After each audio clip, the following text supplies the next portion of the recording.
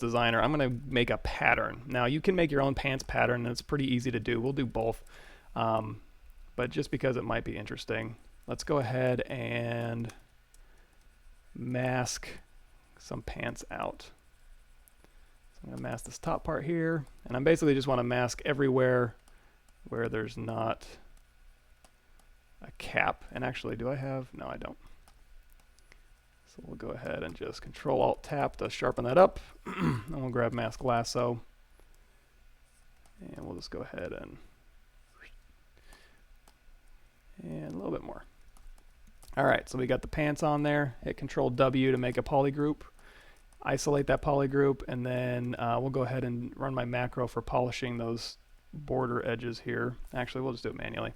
So underneath masking, turn off everything but border, Control-Tap to invert that, so just the borders are unmasked. Deformation, polish by features, open circle. And that way, zremesher won't get caught up there. We will end up cinching these in, but I don't really need those right now, so I'm just going to kind of simplify his pants a bit. And we'll just do a quick mirror and weld as well. Oops. We'll go delete, hidden, mirror and weld. So now we just have simplified pants, and then I'm going to take it into zremesher here, and we'll do adaptive size of 0. We'll do, it's 77 now, target polygon count of 5 is fine. And thank you, Stuffed Krusty.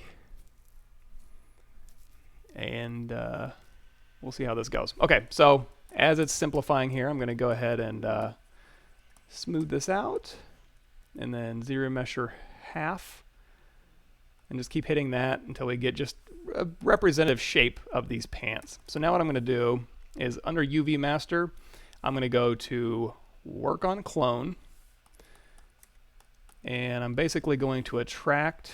I'm going to do, we'll turn on symmetry, we'll enable control painting, and I want to attract seams on this side here, where seams usually show up on pants. So you can kind of paint where you want seams to end up.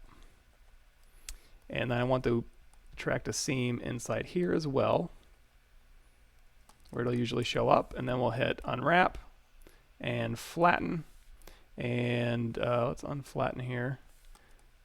Enable control painting, attract here and here. It should cut, and it should cut here. Okay, you know what? If we're going to force it, let's do it this way. I'm going to do Control-Shift. That'll click all the way down, and then I'll do Control-Shift. That'll click all the way down. I'm going to do a quick auto groups. So you can also use polygroups to dictate exactly where you want your seams to be. And then I'm going to take this polygroup here, do Control-Shift-X to extend, just to grab that extra ring, Control-W, and now we've got blue and red. So now I can go symmetry, polygroups, don't enable control painting, unwrap, flatten, and there's my UV. So now I can actually use these as a pattern in Marvelous Designer. The best, I have green shot, so I can do function print screen. On my laptop it's function, and I can just kind of steal a screenshot from here. You guys can't see that because I don't have a window capturing that, but you can just do print screen and just save this somewhere. I'll save it on my desktop here, and we'll call this pants pattern. Now everything I'm doing, you don't have to do it all, but it might prove useful, maybe. So now we're going to go back into Marvelous Designer, make a quick pair of pants, and again, these aren't going to be the final pants, but just to kind of show you guys. Actually, if you go back to our workshop 1, we did a little tank top that you guys can go and check out if you're so inclined. To get this guy into Marvelous Designer, what we're going to have to do is decimate him down, because 731,000 is way too expensive to bring into Marvelous as an avatar. I mean, you can, but there's no point. So Decimation Master, preprocess current. Hello. Let's see. I'm going to make sure, if I miss your question, it's not on purpose. Sometimes I get lost kind of going back and forth, so just holler it back at me, and I'll try and keep my eyeballs open. Okay, so we pre-process this thing here. Let's get him down to like 88,000 maybe. We'll decimate that. You'll see we didn't lose any detail, but now we can kind of see how he was reduced. Oops, looks like I left some dimples on his butt. That's okay. So with this, in fact, you don't even have to export all of this. If you're just going to do pants, you can just grab this part of his body and call it a day. We'll take all of them in there. We'll export this as PavWork male. We'll call this pants avatar. We'll hop back into Marvelous. We'll do a file new. We don't need to save this. And oh, let me switch. There we go. I'm going to go to avatar, delete all avatars because we don't need those sticks anymore. File, import OBJ. Let's go to our streaming PavWork male. High res pants avatar. Centimeter scale is what I'm working at.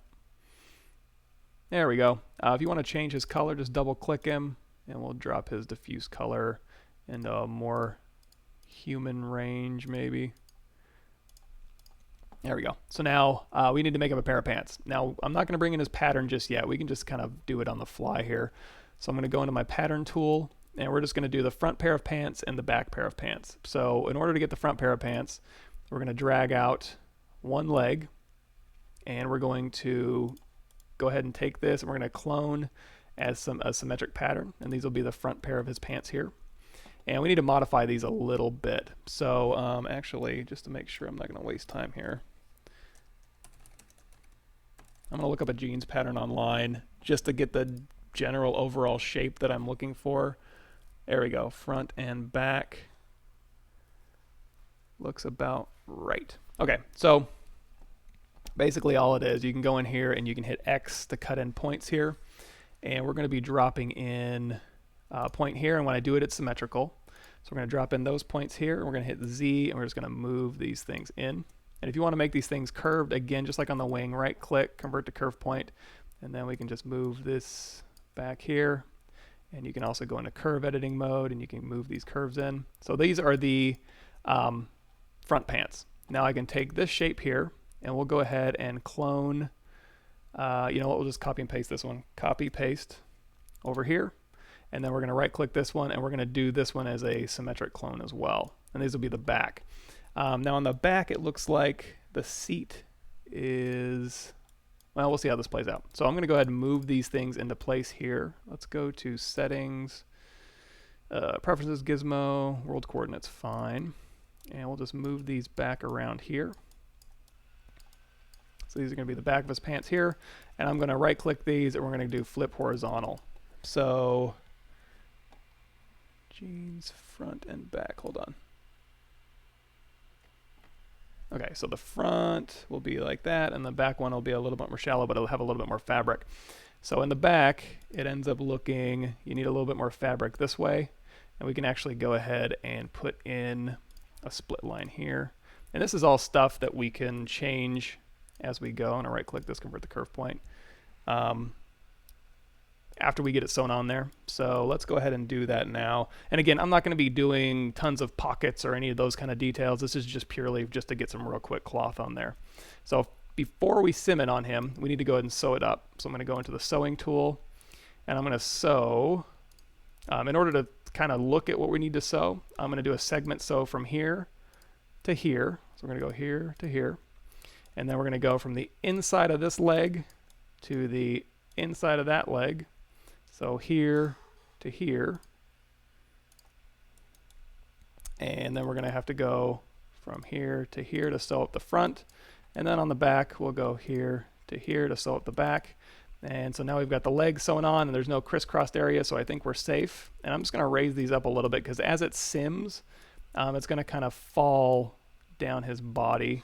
And there's ways you can change the friction coefficient on your avatar and your cloth to mitigate some of that. But for now, I think that'll be fine. So I'm going to hit spacebar to sim this thing. Now we got a sweet pair of pants. And then if we want to change the fabric, which we probably do, we can go here to the default fabric and we can say physical property. Do we want it to be leather? And that'll kind of give it a leather property. You're going to see there's not a whole lot of detail, and that's just for speed while you're kind of pulling these things around. Or if you want to go in here and kind of make the legs longer so you get things kind of bunched up, you know, it doesn't sit there and take forever. So your particle distance is pretty low. But once that's on there here. So we got this. Let's change the default fabric to something like, we can just do denim. That's fine. So it's set to denim, and if we want to raise the particle distance to get more detail on these pants, we can just select all these patterns here, and we'll do change the particle distance from 20 down to like 10, and it's just still pretty high, but you're going to see when I do that, you're getting a lot nicer wrinkles in here. And you can use this as just straight up cloth, like go in and now you have pants, or you can use it as reference if you want to do like very specific kind of pants wrinkling, and you can see it gets you just really nice realistic results. Now he's getting a little tight up here, so we probably need to add a little bit of cloth here, so you can kind of tap where these tight points are. In fact, you can actually go in here and change this fabric to like a stress here, so you can see it's pretty loose down here but really tight up in here. So we'll go back to single-sided thickness here, and let's see if we can loosen some of this up a little bit.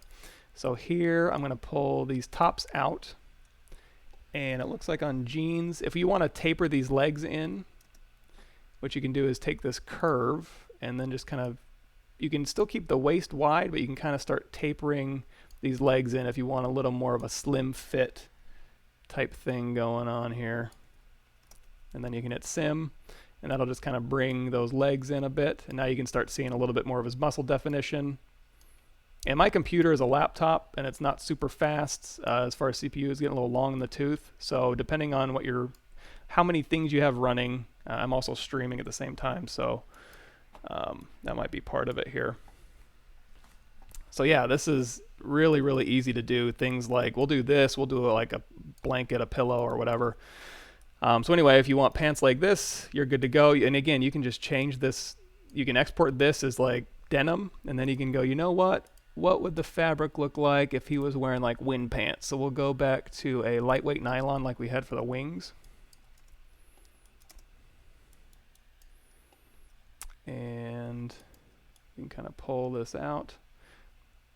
And again, if you want a lot of detail, what you're going to need to do is go into your particle distance and drop that down to like 5.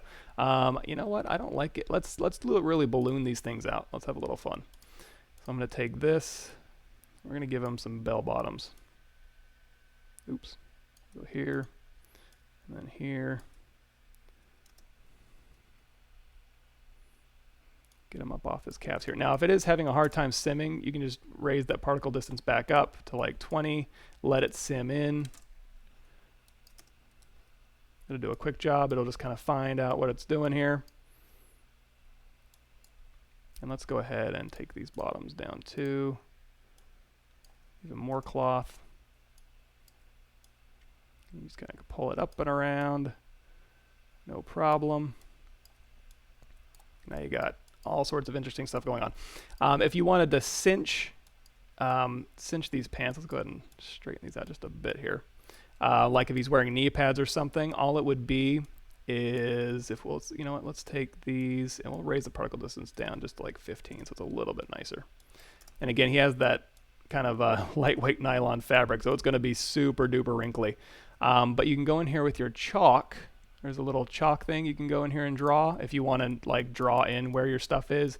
You can import avatars and use morph targets just like when we were doing the wings, where the wings were moving and the cloth was coming along with it. And you can actually model your avatar with the knee pads off and then morph the knee pads on.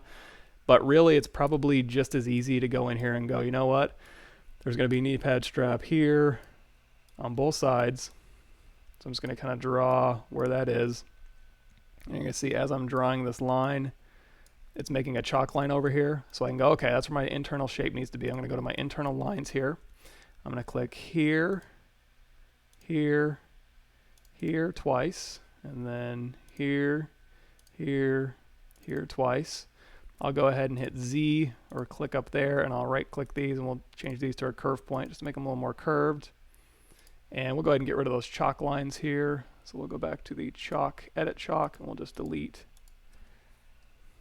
So we don't need our chalk lines anymore. And you don't have to use chalk lines. You can actually go in there and just make your internal lines, but it's kind of useful to kind of, and you can see here on this internal line, this one's a little bit off. So we're going to click here and say, okay, this one needs to come down just a bit, a little bit more.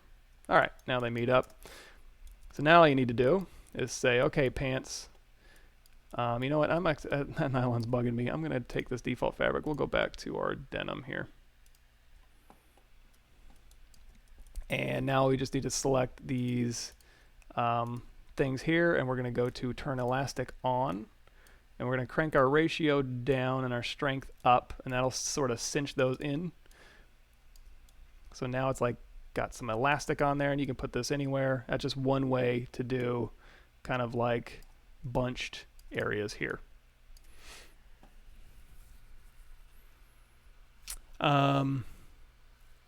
Yeah, as long as your vert order doesn't change. The morph that I did with the bones was just nasty Dynamesh. You could decimate it down, but you can't change the vert order. So it can be a nasty decimated mesh, but you just can't change.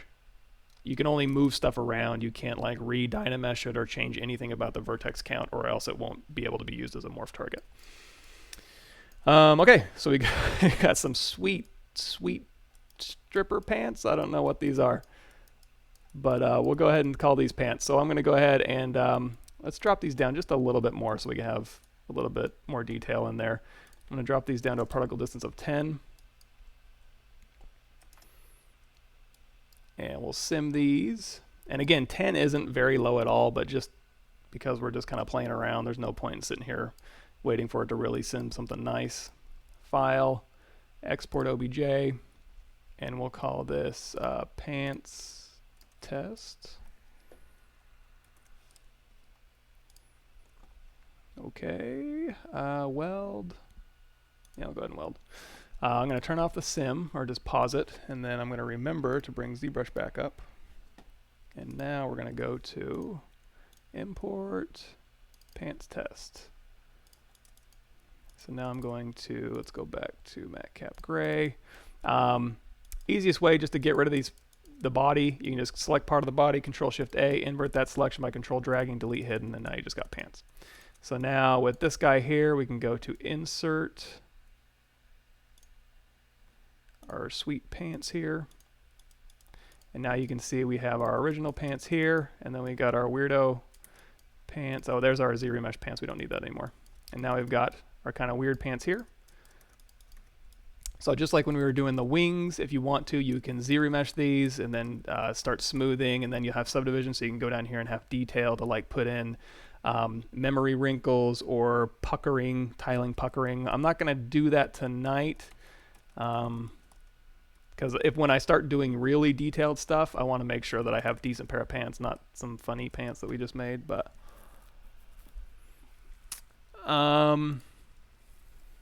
you can get by without being able to draw at all as a 3D artist. In fact, I know some really famous 3D artists who have horrible drawing skills. Of course, I'm not going to name names, but they're top of their game and they can't draw for anything. But it certainly doesn't hurt, and really it's just another way to ideate. In fact, tonight, how are we doing on time? Tonight what I'm going to do is some 2D concepting, just because I don't do it a lot, but it's fun, and it's also a way to kind of break you out of your rhythms and force you into just designing and thinking about things in a different way. So ideally, do both if you can. I mean, pick and choose your battles. If you want to get a job as a 3D artist, be really good at 3D. And really, even when you get portfolios, I don't hardly ever see any traditional 2D artwork. And if I do, it's always like, here's a gesture drawing I did in an anatomy class. And some art directors may really value that. I personally am not an art director, but I don't.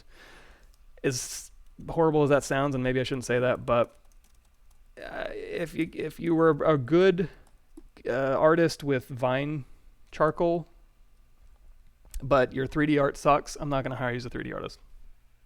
You know, and vice versa. You know, I mean, if your 3D art is awesome, but I'm hiring 2D artists to paint my portrait, I'm probably not going to hire you to paint my portrait. You know, it kind of goes both ways. But if you want to be marketable, it can't hurt to know both, probably. But then it's also easier said than done. So that's why I said, you know, pick and choose your battles here. So yeah, we got these pants here. Let's just really quickly, just because it's fun to do, let's go ahead and I'm going to shoot this to the top. I'm going to duplicate this off. Let's clean these up just a little bit. It's kind of bugging me. And I'm going to do a zremesh on this thing. So we're going to go to geometry. We'll do a zremesh, target polygon count of 5 is fine, adaptive size down to 0. Actually, you know what? I'm going to crank that adaptive size up a little bit. I'm also going to turn off X because it's not symmetrical. We'll do adaptive size of like 15. So what the adaptive size does is take into account surface changes and actually puts more edges where they are needed. So that'll capture these wrinkles a little bit better here. Did I have X turned on? Because it looks really symmetrical. I guess they are pretty symmetrical. Now before I start, I'm going to go ahead. I'm not going to do thickness, but I am going to do a closed convex hole and just kind of cap these tops here and these bottoms if I can. There we go. I'm going to isolate these, Control W, and I'm also going to do a quick crease polygroup, which we did earlier. Just keep the, actually, did we do that earlier? Like I said, I was recording for my CGMA. I'm revamping my CG Master Academy course, and so my voice is gone, my brain is gone. I don't even know what I'm doing right now, but we're just doing some cloth. Okay, so we have this, and we have our original high res here. So I'm going to make sure those are the only two things showing. I'm going to isolate just this polygroup here. We're going to do a quick projectile, subtool projectile. Divide, isolate, projectile, divide, isolate. Now the reason I'm isolating is I don't want to project anything that shouldn't be. So I'm just kind of taking the surface that I want to project, projecting all, and then bringing everything back, subdividing. And now if I go into solo mode here, we can go, here's the original, here's the one that's zremeshed. And again, we could have given it UVs and all that good stuff. I forgot, but we could have done that too. And now you can go in here, and now you have subdivision history. So let's turn that down just a tad. So you can go through here, and you can start smoothing. We'll do one side. And you can go in there in detail. And now that you have wrinkles, it's actually a lot easier. You basically have primary and secondary forms on your wrinkles here, so it's a lot easier to go in there and kind of put in your own kind of wrinkle forms. And you could also just run a smooth deformation on this. I'm just kind of going through real quickly and just kind of softening. So, and you also won't get a lot of this faceting if you do lower your particle distance from, say, what I had it at was 10 down to like 5 or 3 or 1. You'll be in good shape. Man, these pants crack me up. So now, even just with our standard brush, with our lazy radius on, lazy mouse on, you can just kind of go in here and kind of, oops, let's turn on Z add, that would help. You can kind of supplement some of these wrinkles here. I might need to reset my brushes, they're kind of acting weird. You can also go in here with like the Damien standard, and I think we even did a test brush. I'll see if I can find it, where we can do a little bit of puckering. So like we can cut down the side here and start putting in seams, and you can sew it up. And let me just take a quick look. We'll go into brushes. And I guess I can just recreate it really quickly. Let's see if we have stitch. No, it would be under clothing. Leather stitch, wrinkles, no. Okay, you know what? I guess we can just do it real quick. We'll take a Cube 3D, polymesh, make polymesh 3D. Shrink that down, shrink it down this way, and I'm just going to do a quick Dynamesh, and I'm just going to sculpt in what I would call, Marvelous actually has these normal maps already. They're called gene puckers, but we'll just make a quick rolling brush that kind of will make a seam pucker here, and we'll pump up one end here with our standard brush. Yeah, my brushes are acting weird. Let's see. When your brushes are acting weird, go to brush, reset all brushes, crank that up.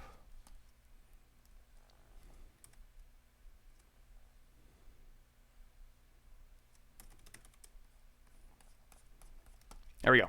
So now if I want to capture this, I'm going to drop it on the canvas. I'm going to go in a simple brush here, and we're going to do, what are we going to do? We're going to do mRGB zgrabber. There it is. Now I can start dragging this out, and you can hold down Alt to kind of reposition. And we're just going to capture just the height information of this puckering here. Like so. I'll go ahead and get rid of the texture here because it captures both. And now we have a little height thing we can tile. So we'll go back to our pants.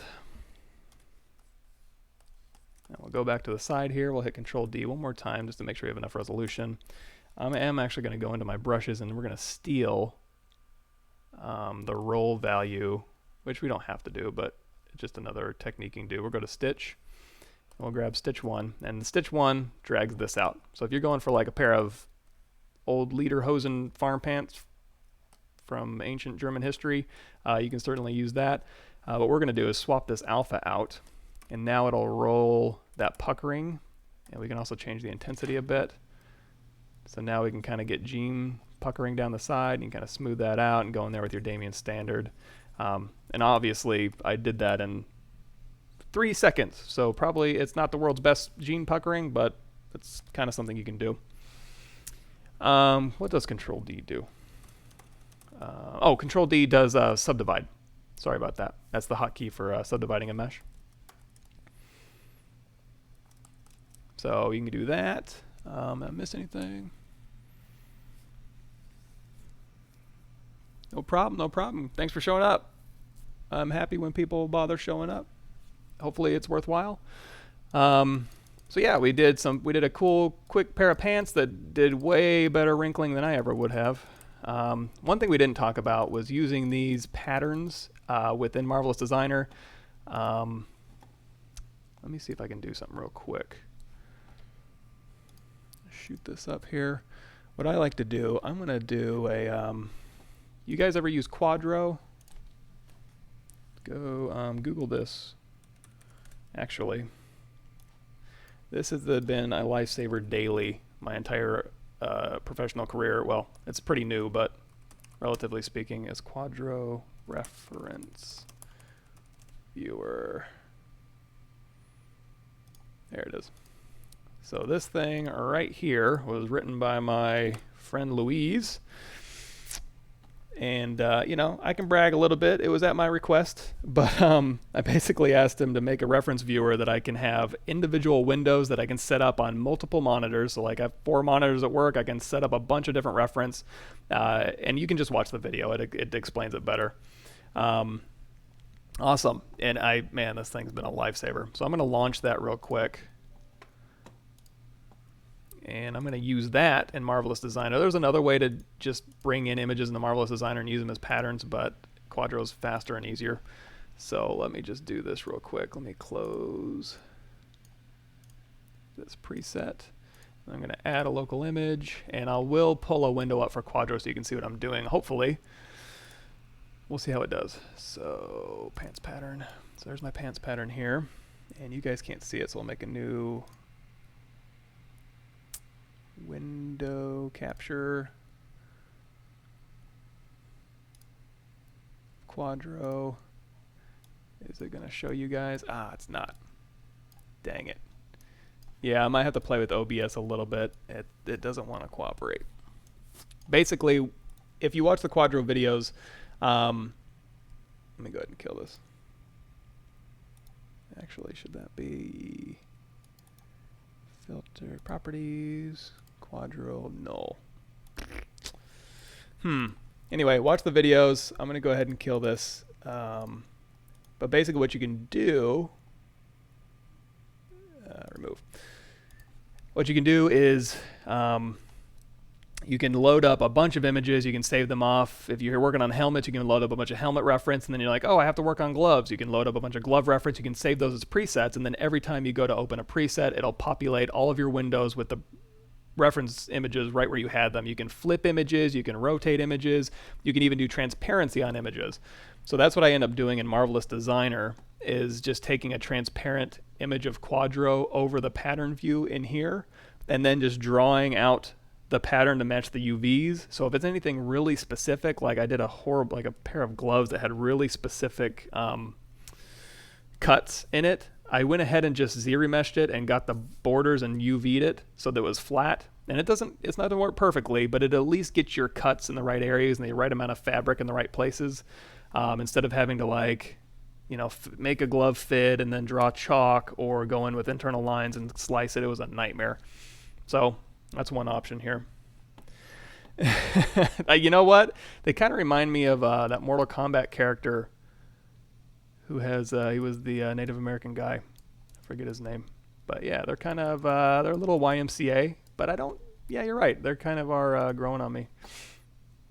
Well, I'll hop back into ZBrush here. So